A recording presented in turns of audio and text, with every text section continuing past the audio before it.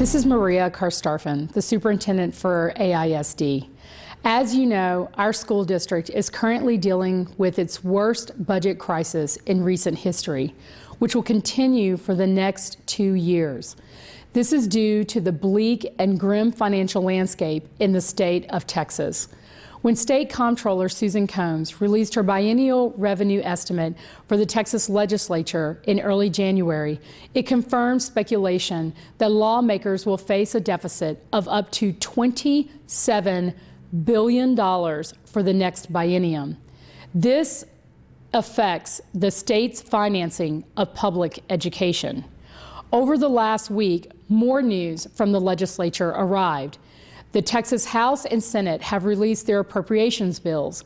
The initial House appropriations bill reduced spending in public education over the next 2 years by $5 billion, and it does not provide for student growth or declining property values, which could increase the shortfall for public education by another $5 billion.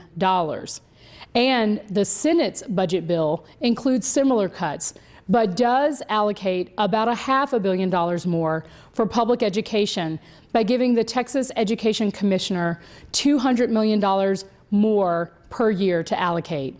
In response to this doubling of cuts at the state level, we are now anticipating a budget shortfall of $94.4 million. As some of you may remember, AISD worked hard to prepare Austin for this day. The district has been in austerity planning for the last 2 years. We implemented $27.7 million in reductions and savings during the last 2 budget cycles, and we achieved this by eliminating central office positions while avoiding campus-level reductions. Given our current fiscal reality, we have some difficult decisions to make.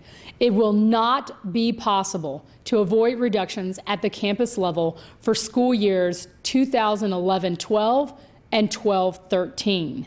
As presented by state finance consultants from Moat Casey at the December 13th regular board meeting, the district anticipated a budget shortfall of at least $54 million, up to or over $140 million. And brace yourself, because the numbers may change again, and possibly for the worse. A major factor contributing to the uncertainty of our budget deficit is that AISD does not yet know how much money state lawmakers will take out of public education funds by the end of the legislative session. This is money appropriated to school districts like ours, which is being used to help cover Texas's budget deficit. I want to thank all of you who provided feedback throughout the fall and in the winter on the budget survey. Your input has been important in developing our recommendations to the Board of Trustees. These discussions over the past several months with stakeholders like you have helped us find some agreement on reductions. But there are no solutions that don't include painful trade-offs. As you saw at our last regular board meeting in January, the board unanimously approved a change in the staffing formula for school year 2011-12. This means that the district will be changing some of our service delivery models to students and the workload for staff, such as increasing the teacher workload to 174 students so that we could keep pre-K and the second planning period for secondary teachers. We also are going to redesign schools, accelerate our facility and school closures and consolidations and boundary adjustments to find savings in infrastructure to save jobs, such as elementary librarians. We reduced athletics so that we could preserve access to athletic programs for students regardless of socioeconomic status. We chose not to pay to play, and so on. I know that you get the trade-offs that we've had to face because many of you have been with us from the very beginning. There is no question that these reductions will have an impact on our education programs and student supports on our campuses. At the same time, we will use the results of our TASB staffing review to help concentrate our resources and reduce inefficiencies in staffing so that we can support the key functions required to achieve the goals set forth in the board's strategic plan. Chief Financial Officer Nicole Conley-Abram will discuss the next steps for the preliminary budget development and how the administrative recommendation is shaping up for board action on February 28th. You will also hear from Chief Human Capital Officer Michael Hauser, who will discuss how Human Resources has a timeline to implement staffing changes and support that will be available to our employees whose positions may be affected. I want to thank you for all you've done to support our efforts thus far. I know it's been hard on everyone, and you have my commitment to work through this with our schools and our communities for a solution that will serve Austin to the best of our ability.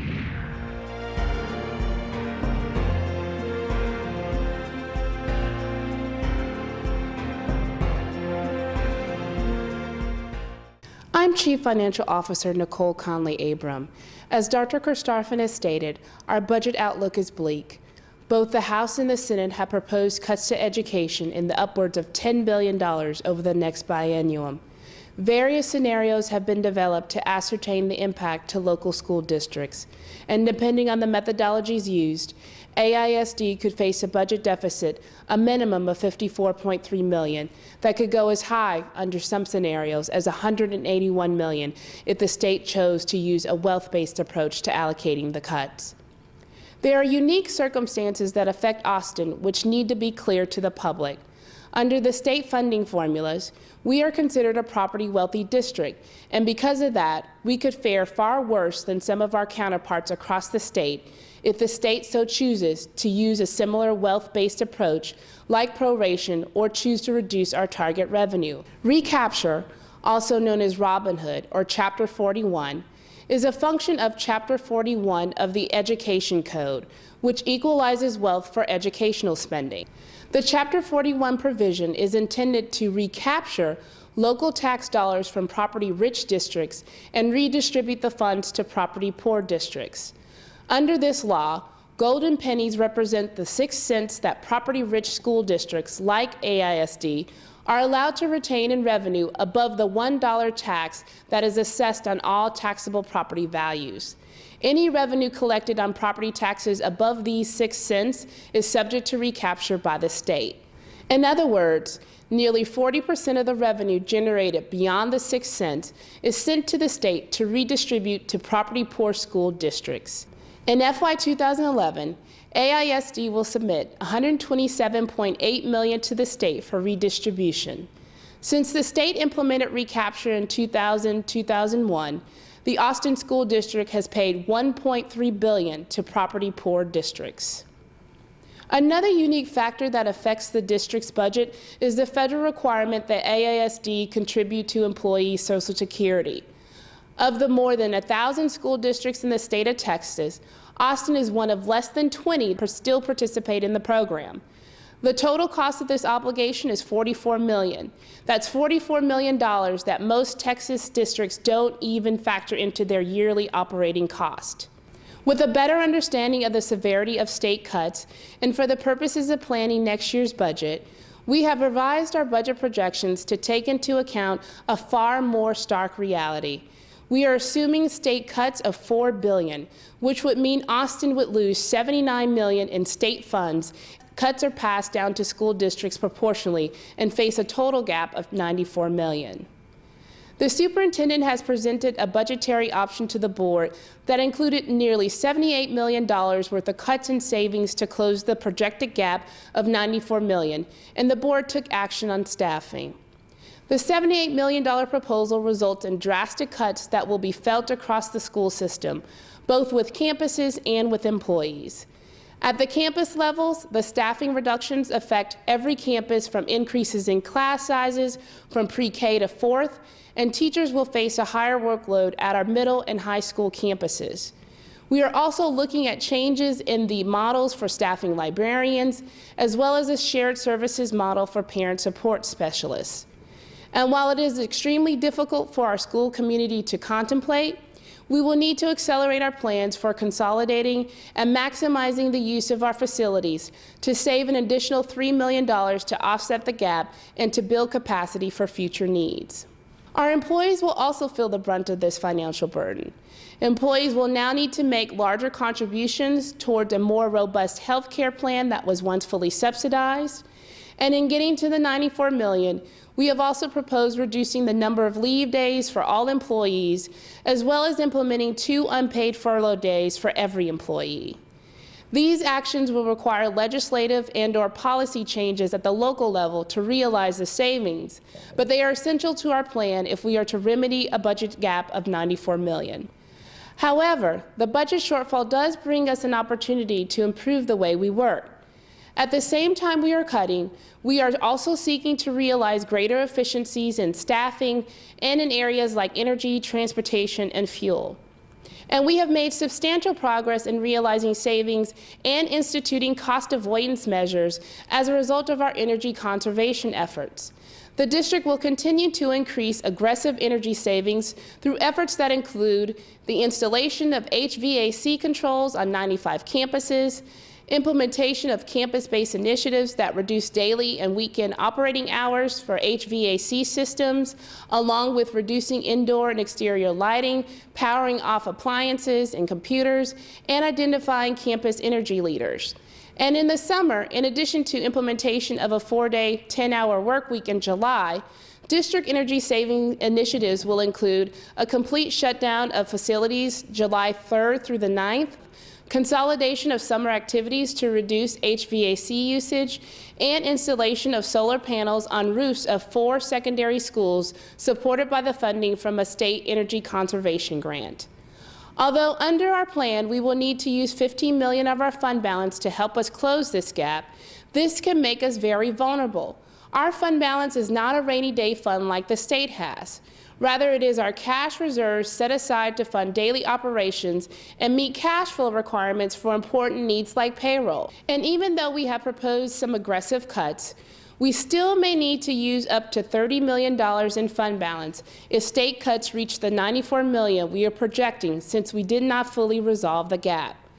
And doing so would necessitate a corrective action plan to cure the structural imbalance in the next year so that we do not hurt our AAA bond rating. This would mean that we would need to make equal cuts in the next year and possibly consider changing our fiscal year, which would replenish our fund balance by adding $35 to $40 million. But this would only happen one time, and we would still need to make equal reductions in FY 2013. Fund balance cannot be the perennial solution to our problem, but we know we cannot do it all in 1 year, and using the fund balance only buys us a little time. With support from the Board of Trustees, we are also looking for additional tools to implement these reductions, like the declaration of financial exigency, the equivalent of a financial emergency, which would give the administration greater fiscal and legal flexibility during our budget crisis, program change, and reorganization. As part of the next steps in the budget process, the administration will begin to use the staffing options that the board took action on January 24th to formulate a preliminary budget. The preliminary budget will be presented to the board on February 28th and represents the first formal budget proposal by the administration on the FY 2012 budget. Once the preliminary budget is presented, the administration will hold 2 community conversations on the preliminary budget in March to obtain public feedback on the proposal. The administration will then present a revised budget in early April that takes into account any revenue or other changes as a result of the public's feedback. The board will then hold a public hearing on the budget in April on the revised budget. Then the administration will take any feedback from the board and the public and develop the final recommended budget in early June. The board will then take action on June 20th to adopt the budget. With so much at stake, it is important that you be aware of the critical milestones in the budget process, and I strongly encourage your participation so that your voice is heard. Updated information can always be found at the district's website. Mr. Hauser will now discuss with you how these serious budget challenges will affect our AISD employees.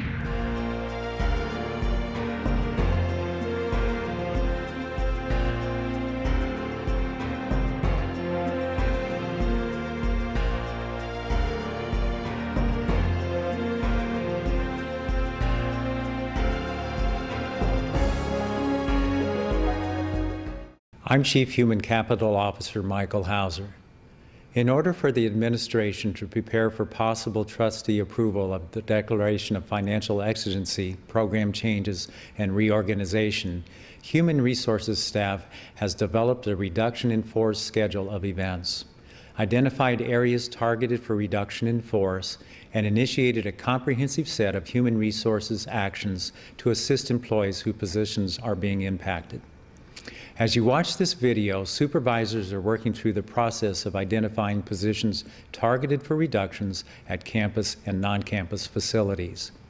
In early February, supervisors are scheduled to begin meeting individually with employees whose positions have been identified for reduction. On Monday, February 14th, at a trustees' work session, the administration will request consideration of a declaration of financial exigency, program changes, and reorganization. Additionally, positions targeted for reductions will be identified. Trustees are scheduled to discuss the recommended reductions, refine the plan, and visit areas of interest. On Monday, February 28th, at a regular board meeting, trustees are scheduled to take action on the request for financial exigency and approve the positions listed for reduction associated with financial exigency and reduction in force. Areas targeted for reduction in force include base budget reductions, campus staffing formulas, program change reorganization, grant special funding. Between 650 to 700 full-time employee positions are scheduled to be identified for reduction. This figure includes the 485 campus-based positions previously identified by changes in staffing formulas for 2011-2012. Concurrently, the Human Resources Office has initiated a comprehensive set of actions to assist employees whose positions are impacted. Each employee will be assigned a contact person from the Office of Human Resources.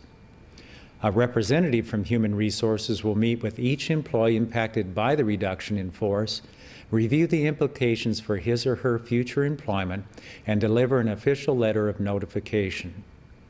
HR will provide employees with information regarding the application and interview procedures. The HR website will be utilized to provide relevant information to employees regarding the reduction in force. A list of vacant positions will be generated and distributed to employees. An external hiring freeze will be implemented in the employment areas impacted by the reduction in force. HR will facilitate opportunities for employees to interview for vacant positions. HR will provide assistance for employees to obtain additional teaching certificates. And an internal job fair will be held for employees impacted by the reduction in force. In closing, the Human Resources Office pledges to diligently work with each employee whose position is eliminated. The goal of the Austin Independent School District is to be as successful as possible in opening our campus doors for the 2011-2012 school year.